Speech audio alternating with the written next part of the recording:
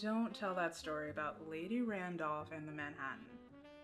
I know there's so many stories and not enough facts to back up the drink's origin, but that story is objectively false. She was preparing to christen her son, Winston Churchill, on another continent. How could you be hosting a banquet at the Manhattan Club? Let's talk about what we really know about the Manhattan, shall we?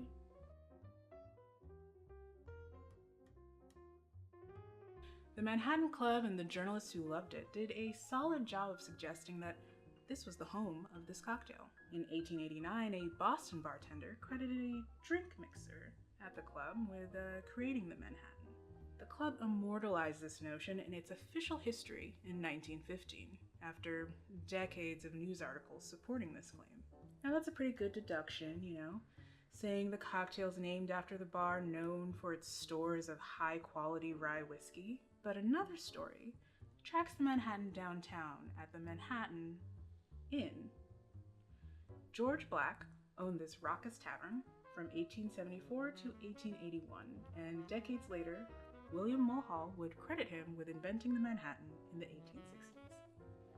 Alright, sure, Mulhall's timeline is a little bit off, but he's older at this time and he was an accomplished bartender, a contemporary of the Savoy's Harry Craddock. I feel like his word's good, and it's definitely a bit more specific than the Manhattan Club. Regardless of who made the damn drink, no one really knows why or how it came about. Vermouth was finally making a splash in the US, and someone figured out it worked well with rye. Of course, you can order a Manhattan with bourbon. Don't let anyone tell you different. That's always been the case. I mean, it's rare that an early recipe got more specific than whiskey. These early recipes were also pretty keen on sweetening the drink, and not too concerned with garnishes.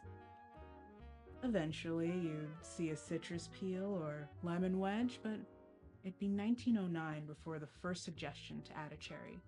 Bitters are a must, but I'll leave you to fight over whether it's Angostura or some orange bitters. Cheers. This episode is brought to you by water. It's delicious, you need it to live, and for whatever reason, Nestle seems to own a lot of it. Clink responsibly.